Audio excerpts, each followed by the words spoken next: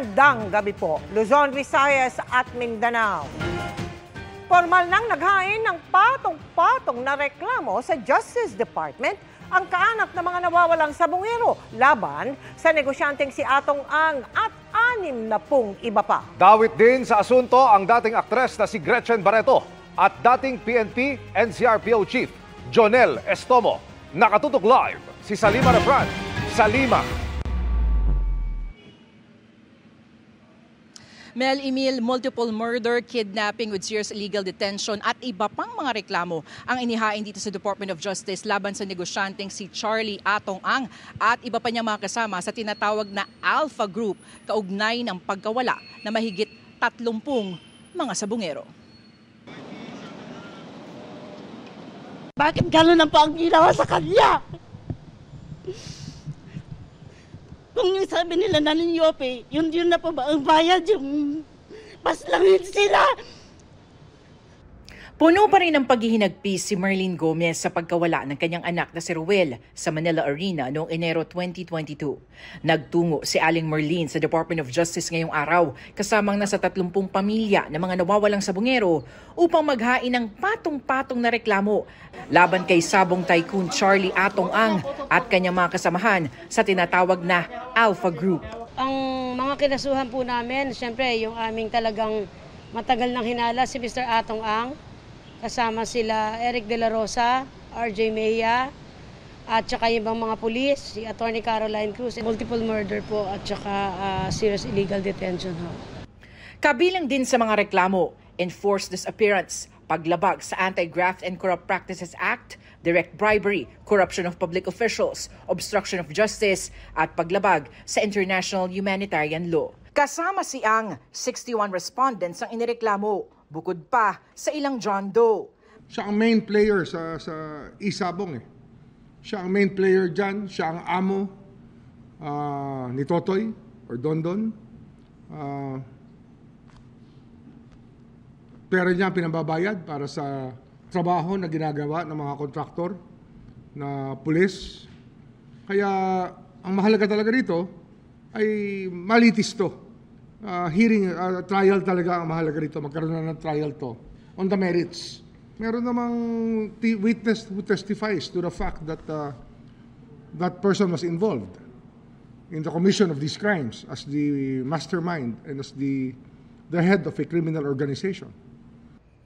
Kasama sa basehan ng mga reklamo ang salaysay ng akusado at ngayon whistleblower na si Julie Dondon Patidongan, pati na ang sa mga kapatid nito na sina Jose at Ella Kim Patidongan. Si Ella Kim, sinabi ni Remulla noon na panibagong testigo na may totoong ebidensya sa mga kaso. Ang reliability niya ng kanyang testimony is foolproof in many ways because his picture appears sa isang ATM withdrawal na ATM ng isang missing sabungero. Mas mabigat pa dyan, na-witness siya rin na pagpatay. 10 tao yun na-witness siyang patayin. Nang tanungin kung kasama sa mga inireklamo ang aktres na si Gretchen Barreto na isa sa mga dinadawit ni Patidongan, sabi ni Remulla. Meron man Jane Doe? Maybe, if there's a Jane Doe, maybe she's the one. I don't know. Pero kasama yan sa pwede nating sabihin na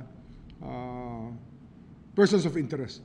Nakausap namin ang ilan sa mga kaanak ng mga sabungero at kinumpirma nilang kasama sa reklamo si Barreto, pati ang dating PNP NCRPO Chief na si retired General Jonel Estomo. Nauna na ring sinabi ng PNP na kakasuhan din ang magkakapatid na Patidongan.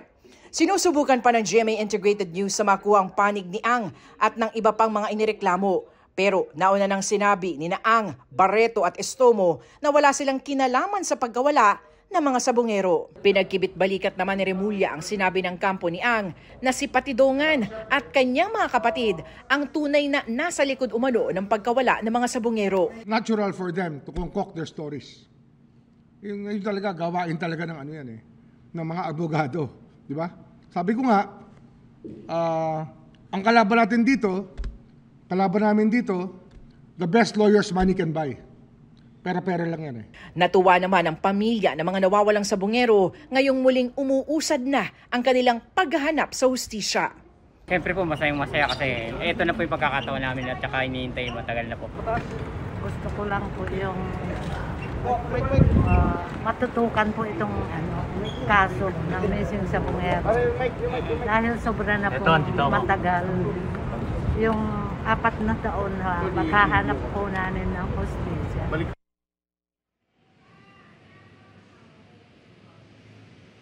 Emil, tumanggi muna ang National Prosecution Service na magbigay ng dagdag na detalye kaugnay ng mga reklamo habang dumaraan ito sa proseso ng evaluation.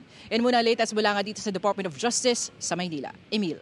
Maraming salamat, Salima Refran. Sa eksklusibo kong panayam sa kapatid ni Dondon Patidongan na si Ella Kim, isiniwalat niyang utos ng isang pulis na gamitin niya ang ATM card ng isa sa mga nawawala na nakuhanan pa ng CCTV. Nasaksiyan din umano ni Ella Kim ang malagim na pagpatay sa ilang sabungero. Narito ang aking eksklusibong pagtutunan.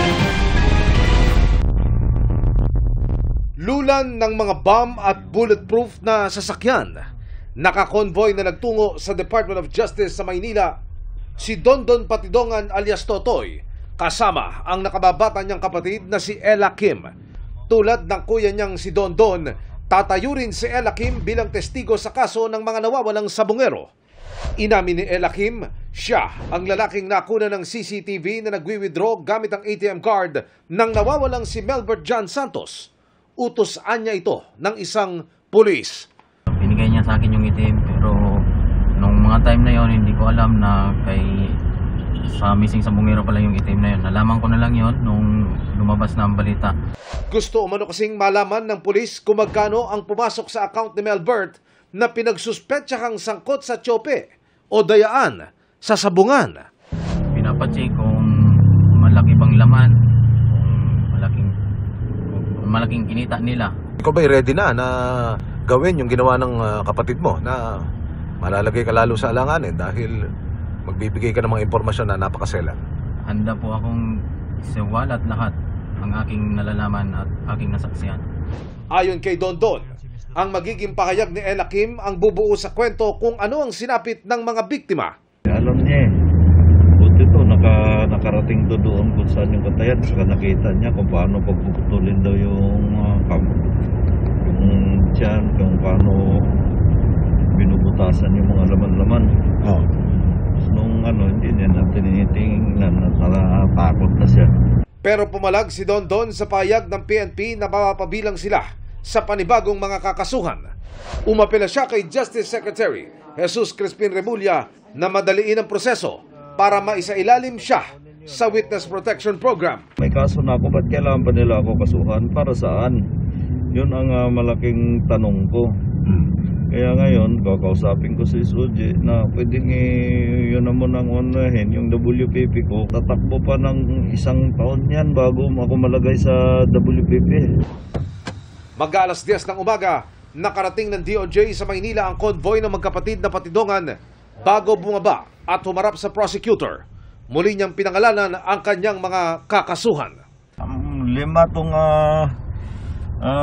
nito para major player nito sa missing sa Bungero.